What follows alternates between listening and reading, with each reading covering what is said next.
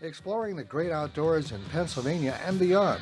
Brought to you by the Mariana Outdoorsman Association and by Wild Acres Farm, Fishery, and Regulated Hunting Grounds. Now, the great outdoors with Jason White.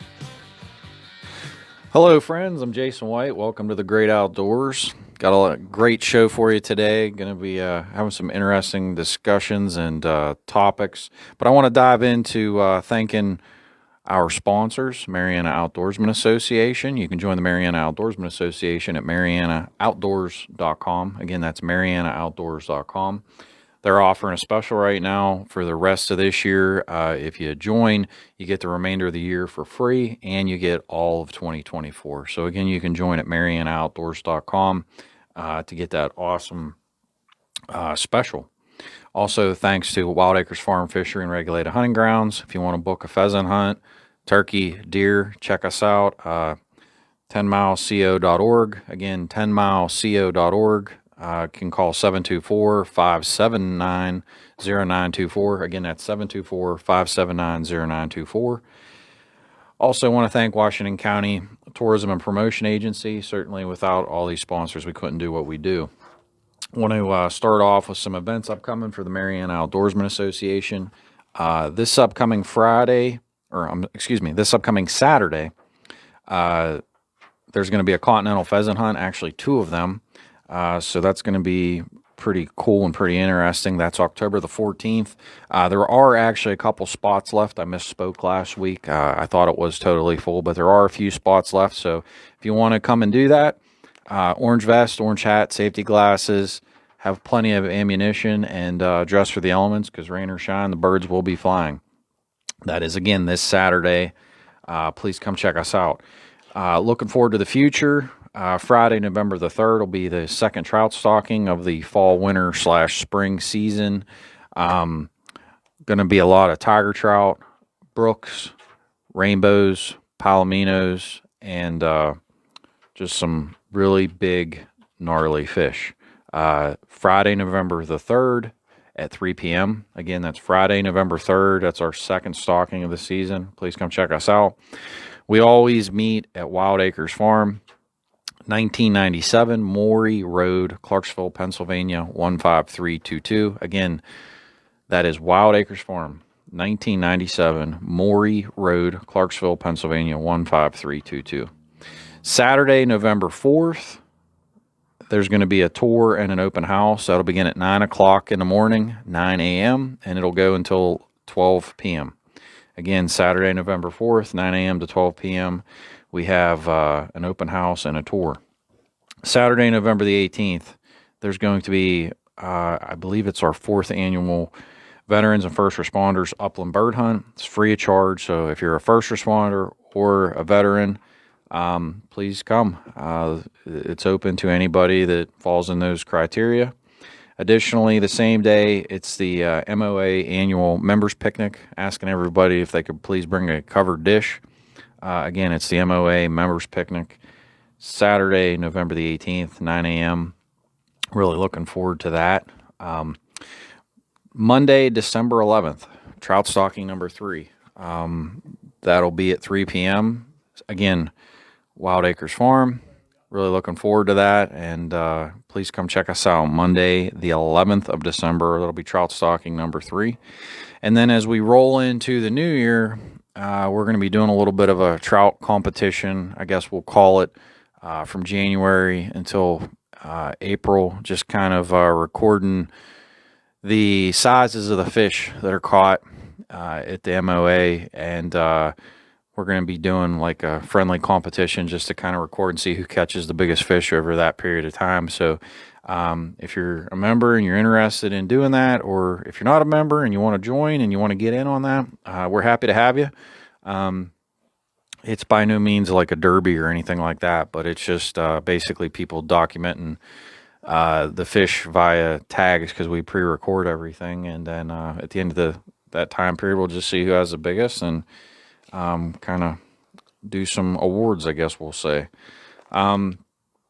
That kind of wraps up the upcoming events. Other things that are kind of going on right now, archery season's in full swing. We had a huge shift in the weather from last week till now. If you're not out in the woods, I'd certainly recommend to get your stuff ready. Get yourselves out in the woods here sooner than later, because the weather's definitely headed in a very positive regard for anybody that's an avid archery hunter. I know this year was a very, very fruitful season when it comes to acorn production off of oak trees. So, highly recommend if you're out in those, if you're anywhere where you have access to hunt in around some oak trees, right now is a tremendous, tremendous time. Certainly that'll be kind of on the downslope. I know the first couple weeks of archery season, that was a high yield, very, very high yield year. So if you were hunting around acorns here, definitely a great opportunity to see some deer action. But this cold weather will definitely get the deer moving a little bit more, which is great. Everybody knows that, when it's hot, it's no different than you or me. You don't want to be out there, trudging through the woods with really high temperatures. And, wildlife is the same way. They want to move whenever it's cool, where they don't have to exert as much energy. And these cooler temperatures definitely will be helpful in that regard. And then before you know it, folks, kind of mark Halloween, November 1st on the calendar, that time period. The closer we get to November 1st, the closer we're getting to the rut. And when you get into the rut in Pennsylvania, that's when it's really exciting, because there's really never a bad place to be out in the woods. Deer are usually on the move, weather permitting. Clearly, the cooler the days or the colder the days, the more opportunities that you want to have to take some time and be in a tree stand or ground blind or whatever you're utilizing. So I'm hoping that this weather kind of is a trend, because if it can stay colder or cooler, that's good. We get into those 70-degree days, which we have had in the past. When the rut's kicking in and you have those types of temperatures, it's tough, because the deer do not want to be running, chasing in that kind of heat, and just makes for a more difficult situation. But I will say, if the weather keeps on this trend, we're definitely headed in a very good direction. And by all means, I wish everybody nothing but the best this archery season. And then right after that, there's a lot going on with small game. We got a lot going on with trapping season right around the corner. That'll be here in different capacities. Make sure you're checking out that Game Commission handbook. A lot of great information in there. Next week, there's actually youth rifle / inline comes in for adults. So that's an interesting and cool thing. I actually think when it comes to the discussion of crop damages and things like that, and the need to harvest some more deer, I certainly think the idea of inline being expanded even into late season is something that should at least be discussed at a very minimum. But we'll see. I don't know. We'll see. I'm excited because we've been really working diligently. I wanted to bring everybody up to speed. We've been doing a lot with the Pennsylvania Farm Bureau. Really trying to bring awareness and doing some things, hopefully not only internally with policy things within the Bureau, but also to then advocate those thoughts and ideas to the Pennsylvania State Legislature for hopefully positive changes. And some of the things that, have come to our attention, I'll start off with the Pennsylvania Fish Commission and also the Pennsylvania Game Commission, a lack of representation on those boards by people within the agricultural community. Now, I know there's probably counter arguments. People are going to say, well, maybe people in agriculture don't have the outdoors or sportsman's best interests. And I would say that I disagree with that notion for numerous reasons. Obviously, I'm a farmer myself, and I feel that there is sadly a humongous lack of broader voices on these boards. I also feel based upon the facts that the state lacks data collection when it comes to not only deer harvest, but also predator harvests, even data when it comes to aerial predators. You can't really manage conservation and you really can't manage wildlife when you don't have good data.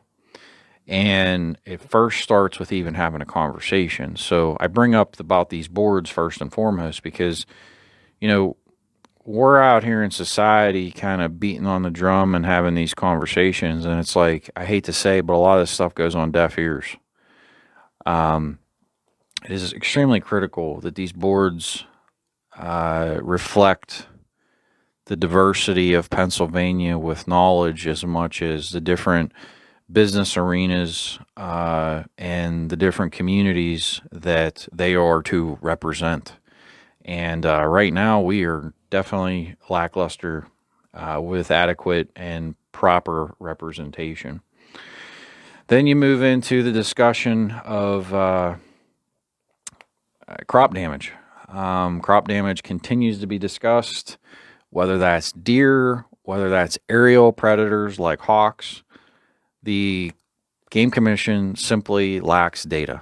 And when you talk about deer alone, the hunting zones are not working. They are too big, too broad. You're shooting literally a shotgun instead of having a like a rifle or sniper rifle type of an approach when it comes to conservation and data collection. So, and I'll give you this example. Southwest PA, a lot of parts of many parts of Fayette County, but Olive Green and a major part of Washington falls under Zone 2A.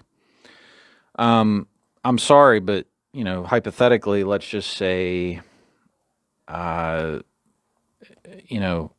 you can't sit here and say that southwestern Greene County is the same as parts of Connellsville in Fayette County. It's just not. Totally different, and it's not a good conservation method. It's not working. The data being collected is basically throwing a dart at a wall and hoping that something's going to stick, and that's a problem. So how do we get better data? Well, first of all, we need to go back to county-based conservation. Instead of these zones, some of these zones cover upwards of 9 counties. That's ridiculous. We need to be pinpoint. We need to be precise. We need to understand what we're doing so we can make better decisions within these agencies when it comes to damage. So I'll start off with deer. I personally am strongly in favor of check stations. Now, when I say check stations, a check station could be an app on your cell phone, literally scanning your tag. It could be going onto your computer. It could be going to your butcher shop. It could be going to your taxidermist. It could be going to potentially just a place that sells hunting licenses, like a big sports store. At the end of the day, though, we need to collect that information. So other states do it. We can't have a voluntary system where there's really not good data collection. And also, when you do this data collection, it then tells you a much more precise of even what municipalities where these deer are being harvested. It creates such a better roadmap of where we are and where we need to be, instead of us guessing. And here's another thing. I've been to other states. I was in Nebraska on a deer hunt years ago, and during rifle season, I was actually at a hotel, and it was a check station. That was one of the coolest things I've ever seen. It was just so cool because I came there to hunt, and we knew it was a check station. We stayed there, and the amount of trucks that came in to just check their deer, it was so cool. It was a tourism thing. It was kind of like a societal, I guess we'll call it, community-based thing where it was part of the culture. And, we already do this when it comes to elk and when it comes to bear. And I just feel, based upon the facts, based upon the data, based upon the lack of data, we need to reevaluate our deer reporting system. It's not working. We probably, in my opinion, could be selling more doe tags. in certain parts of the state. But if you don't have adequate data, you can't make conservation decisions. And that's ultimately the issue. We have problems with these things, and we need to change course. The definition of insanity is doing the same thing and expecting a different result, but we continue from data collection. We're continuing to do the same thing. I'll roll over into aerial predation. There is no reporting mechanism for predators. For example, the DEP has a reporting mechanism for this spotted lanternfly. Literally, you can go on their website or however it's set up and report when you see these flies. We live in a technological age. I mean, I could pull up my OnX Hunt app and pull up even my camera cards, and it can link to my phone for different cameras. We need to get to a point where, in the same premise, hey, I see a ball, I see, a hawk at this location, or hey, I see turkey vultures at this location. You should be able to upload a picture or even report it via an app on your cell phone. These are like basic ideas, especially in today's society. Like, it's something that we should be able to do, but we can't right now. And every time I've had conversations with anyone connected to the Fish Commission or Game Commission, it's always like, well, we got to do another study. Like, that is the biggest waste of freaking money I've ever heard of in my life. You can go do a study one time and pay people this astronomical amount of money to hover in a helicopter over fields or get drones involved or whatever it is that you're going to do. To me, that's ridiculous. People with boots on the ground every day of the week, whether that's a farmer, whether that's in your community, whether that's I can't tell you how many people I've heard say, oh, well, there were bobcats or fox, coyotes in small communities, like, houses, people's cats got taken, people's pets got taken. These are things that, should be basically able to be reported. It should be simple. We don't have the mechanisms to do that. So again, how can we acknowledge or fix a problem when you can't even truly put your arms around it and understand what you're even dealing with? So that's a part of the issue. When you're talking about ground predators, this is another thing. People constantly have talked to me about how rabbits are not around like they used to be, squirrels, chipmunks, ruffed grouse, pheasants. Well, trapping has there's two big factors here. Trapping as a whole has astronomically declined. The data backs that up. That's fact. The number of trappers in Pennsylvania, and along with pelt prices, has plummeted. You take that into the account with also the fact of aerial predators being protected, like your different species of hawks. They've basically been federally protected. No longer are they're not endangered, but they've been protected. So the issue then arises is you have the market deterring people from getting into trapping. You have just the lack of financial, I guess we'll call it not only the financial piece of it, but just society as a whole has gotten away from trapping. And then you have the aerial predators, which are not being really documented or understood. All of these predators eat the game that you as a child hunted, or you would want to take your children out hunting, whether that's rabbits, squirrels, chipmunks, ruffed grouse, pheasants, etc. The issue is, if we don't understand a problem, how do you fix it? And I cannot tell you how many times that I've spoken to people and the conversation has come up that, hey, I'm just not seeing rabbits like I used to. When I was a kid, we would see all these rabbits. Well, yeah, back in that day, everybody had a trap line running around their farm because you had to protect your chickens, because that's how you survived. If a hawk came down on your pen to get your chickens, that hawk was dead meat. Period, end of story. I mean, those stories are, they're in cement. Like, they're as fact can be. And honestly, that's not going to change. I mean, the facts are the facts. So, you got to understand that we have a lot of factors in a negative way when it comes to data collection, a lack of information, a lack of understanding of how big these problems are. You can't fix it if you don't first understand it and understand the gravity of the situation. We have to get to a place where if it's as basic as an app on your cell phone or getting on the computer and reporting seeing something, we have to be able to do these things. And the people with boots on the ground are the perfect people to do it. I know, holy smokes, I constantly, on these different hunting groups in Pennsylvania, just on Facebook, I'll just use this as an example. People are constantly sharing their trail camera pictures, different things. That's information. That's data. It's there. But we're not using it. We're not using it to make intelligent conservation decisions. We're just there for, I guess, our pleasure. And the Game Commission is ignoring good information, along with the U.S. Fish and Wildlife Service at the federal level, who manages migratory birds. These things should be utilized. You, the people that enjoy the great outdoors, you're the ones that love this stuff. And I'm hopeful that you will pass it on to the next generations and enjoy these different activities. And if you haven't, I hope that I can bring awareness to you to at least go and try, because at the end of the day, at least if you can try, you might like it. You might actually like it. But my fear is that, you're going to go to a game lands and there's not going to be any rabbits.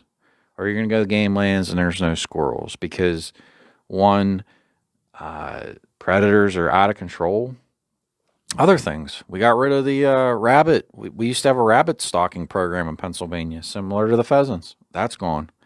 A lot of the things that really started the foundation of youth hunting has been either forgotten, left to the wayside, or we're doing a lackluster job, in my humble opinion.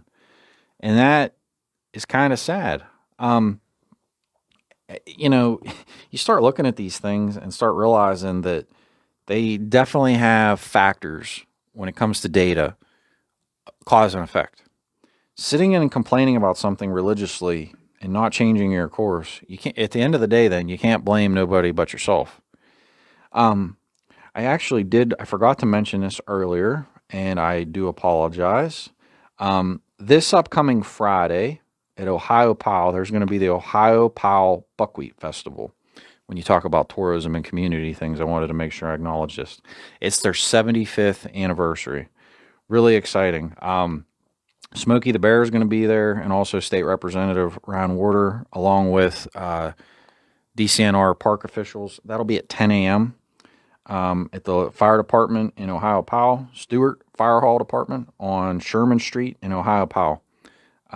Starts, I believe, Friday and goes through Sunday. So if you want to check out the Ohio Powell Buckwheat Festival, as much as I'm talking here about data and hunting and fishing type stuff, our community activities are extremely important. So please, if you could go and support these folks up at Ohio Powell, it's a tremendous event. And it's one of the gems not only in Fayette County, but also in Pennsylvania, and I would say the United States. Back to the data. The data is critical so we can make intelligent decisions. Otherwise, we're making ignorant decisions. So we're talking here about representation on boards. We're talking about ways to report game, whether that's seeing predators, whether that's your check-in station type things. And then the other thing we have to look at and really have to have this discussion, hopefully it's not really awkward for you because it's not for me, is Sunday hunting. Sunday hunting is another mechanism. It's another opportunity. There's nothing wrong with Sunday hunting. I understand some people don't want to change, but hey, the way I see it, college football owns Saturdays and the NFL owns Sundays. And it's turned into Thursdays and Monday nights too. So, we're the only state with this 3-day hunting nonsense. We don't need any backroom deals this next time around. I really hope that we can collectively just let this be. And there's some concerns. Some of the concerns that I've already said are concerns as to why in the past the Farm Bureau was against Sunday hunting, but also trespassing laws, which is another issue that needs to be addressed. Is our trespass laws need to be a little more stringent. That needs to be reviewed. That's a different code.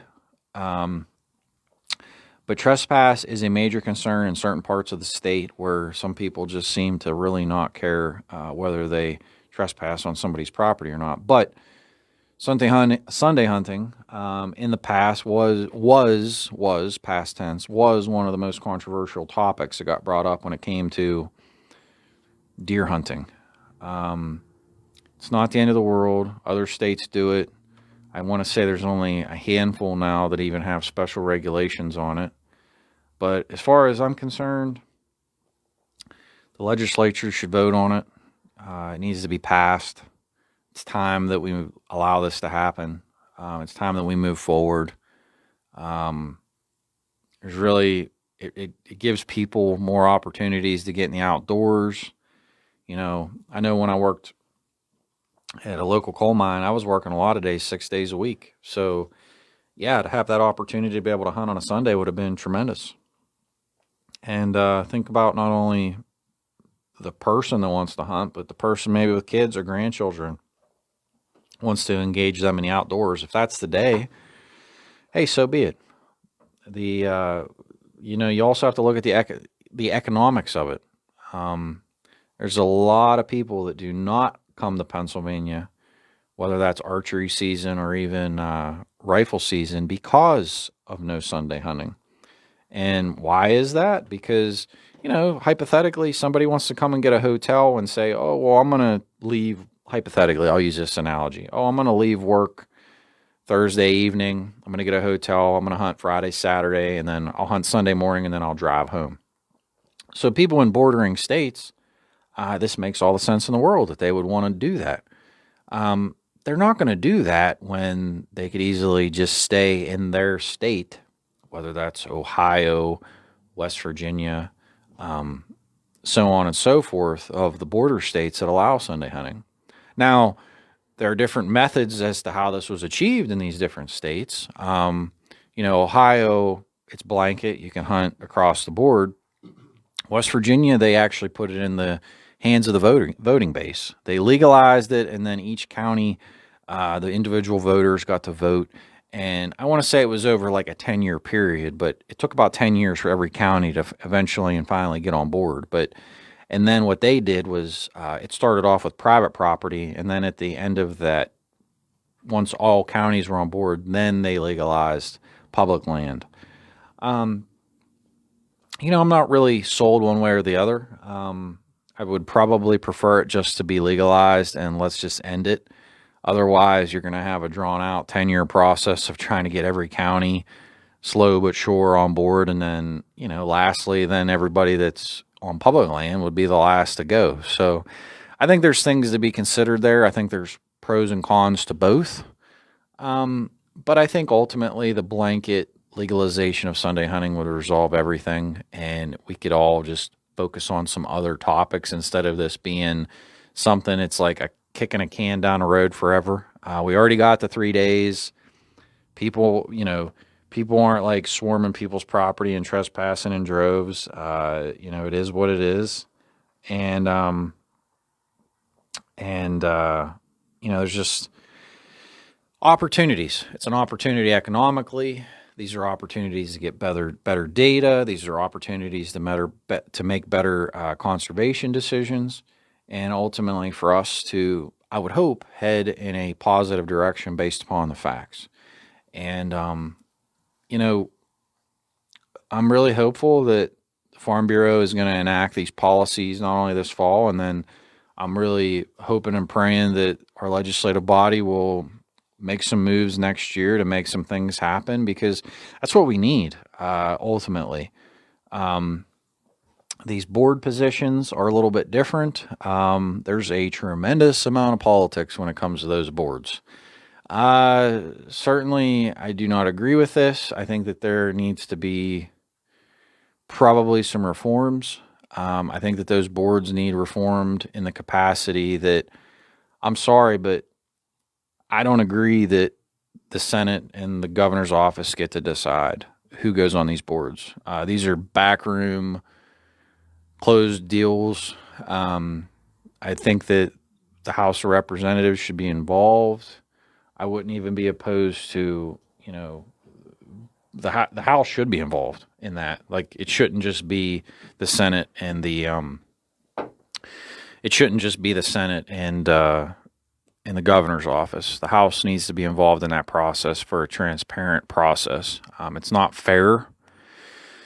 Term limits need to be set. That's another thing to be explored and looked at. And we just have a lot of issues with these bureaucratic boards and the lack of continuity with people on the boards, the lack of follow-up, the lack of, I would say, passion to get things done. And, that's something I would recommend everybody to do, is do some research about, who in your county in Pennsylvania are on these different boards. What do they do? What's their function? What are these people doing on the boards?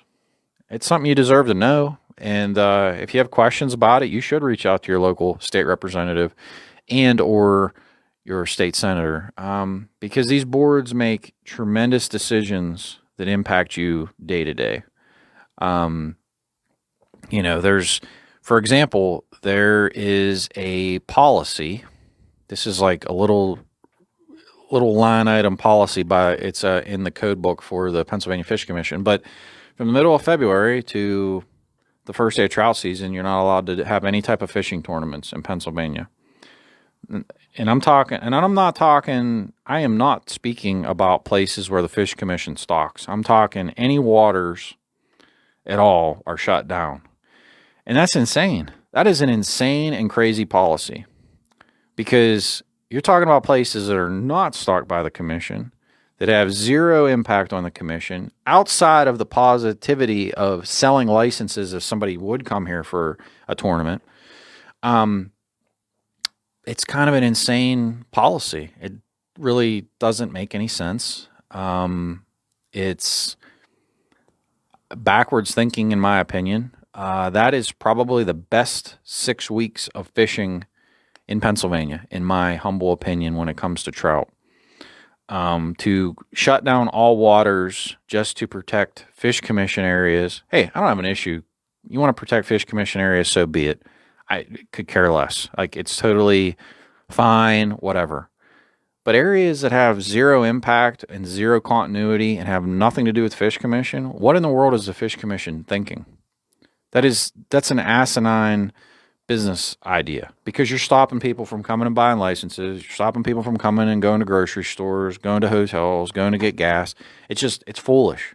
It's truly a foolish proposition and thought. But these are the decisions, though, that these boards get to vote on. And let me ask you this question. You want to raise awareness to this topic. How do you do it? Well, for example, you go to the Fish Commission Board of Directors meeting. They're going to give you a couple minutes to say what you have to say, but there's not going to be a dialogue. There's not going to be a discussion. You're not going to actually get to share a coherent thought where you can converse as a human being. You speak, and then when you're done, you sit down, and that's it. And I think that's sad. I think it's sad that we don't have more workshops, that we don't have more opportunities for people. There's a lot, and I mean a lot, of amazing hunting and fishing clubs across the Commonwealth. And I think that without question, there should be like regional question answer sessions. There should be opportunities for people to give suggestions and recommendations, because you go to these meetings, you might as well just be a fly on the wall, because that's about what you're viewed as. I mean, you're really not anything more than that. And anybody thinks I'm wrong, go to one and find out yourself. I mean, we need some changes. We need ways that we can get some voices internally here, because there's a lot going on right now with the Fish Commission, Game Commission, that needs to be changed. And these aren't like ground shifting changes. I guess Sunday hunting is viewed, just because of its history and its the way that it's been handled as far as change, but to me it's not. I mean, it's like not even that big of a deal to me. It's like, come on, people. Like, this is chess, not checkers. Like, there's a lot of things going on in the world. The world's going to hell in a handbasket. Like, we gotta try to tackle some of our things here in Pennsylvania so we can make the world a better place and give more opportunities for businesses to be successful. Give more opportunities for our children to be able to go out and enjoy the great outdoors. And, it's things like what we've been talking about today that really lay the foundation. These are little changes, but it's little things that make the big difference, because if you change enough little things, it is a big difference.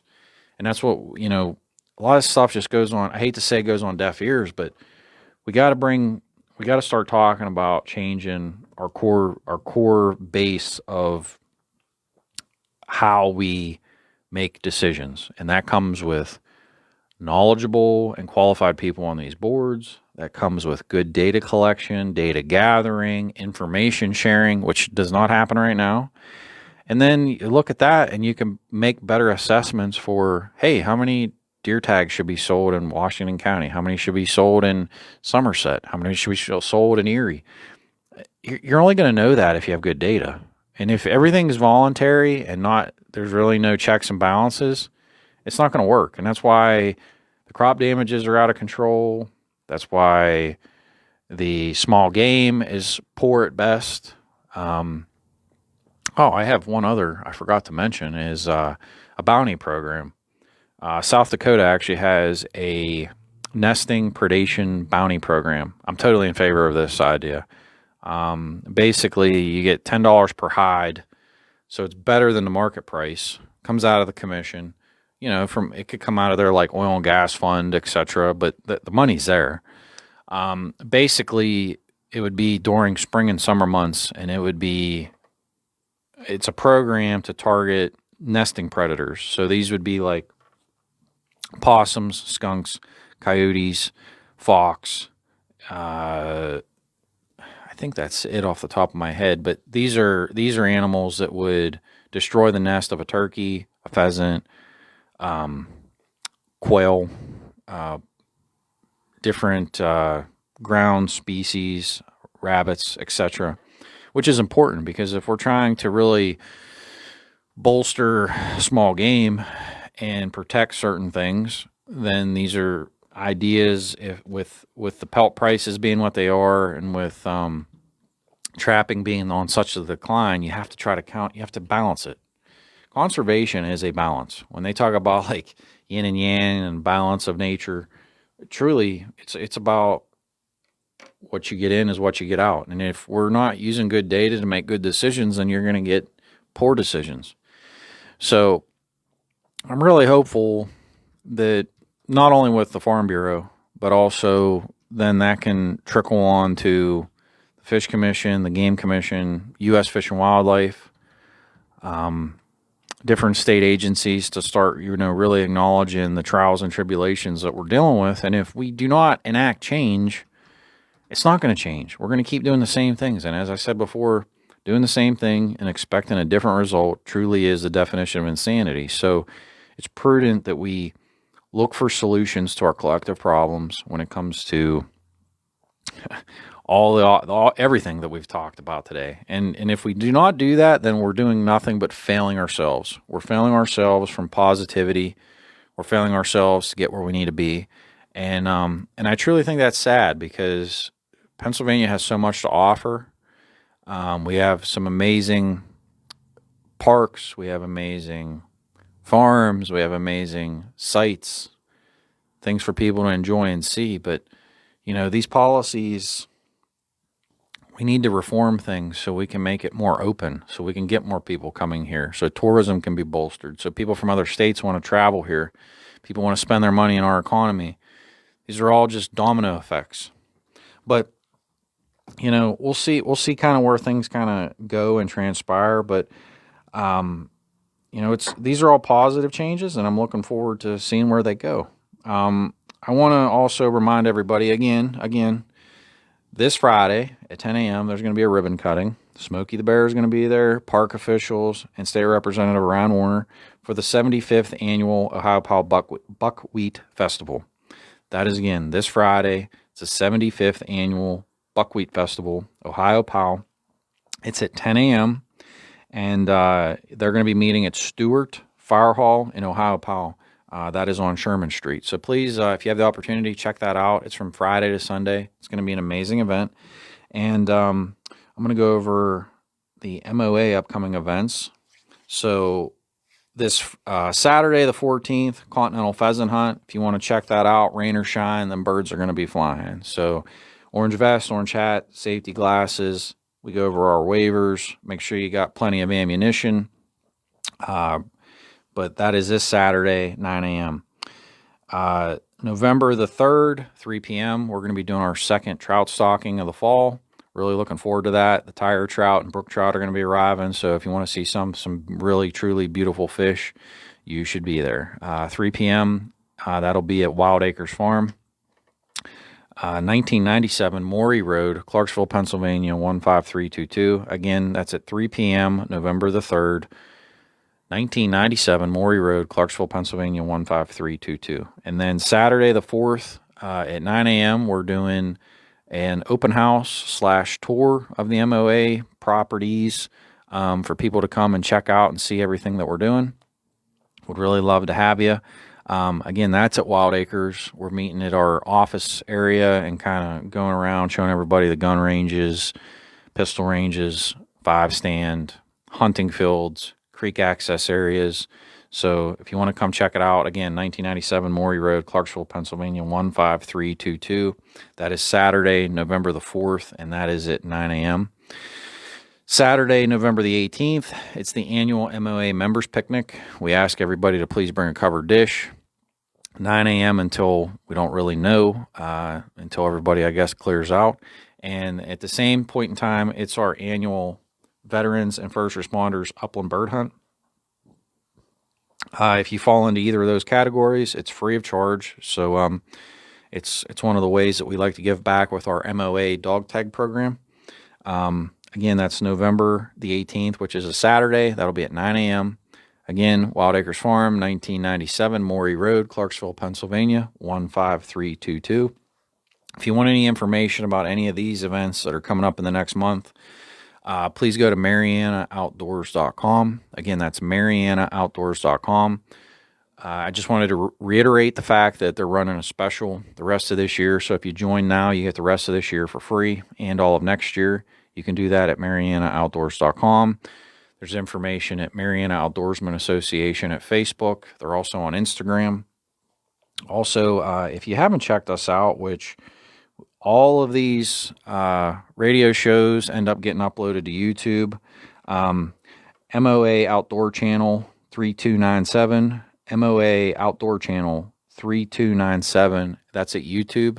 All our videos are there, capturing that. We also have a lot of other pretty cool stuff, trout stockings, things promoting the association, projects that we're doing. But check us out. Also, Spotify. Where podcast is uploaded weekly, and Anchor Radio. But until next week, my friends, enjoy the great outdoors, and I'll talk to you next Wednesday. God bless.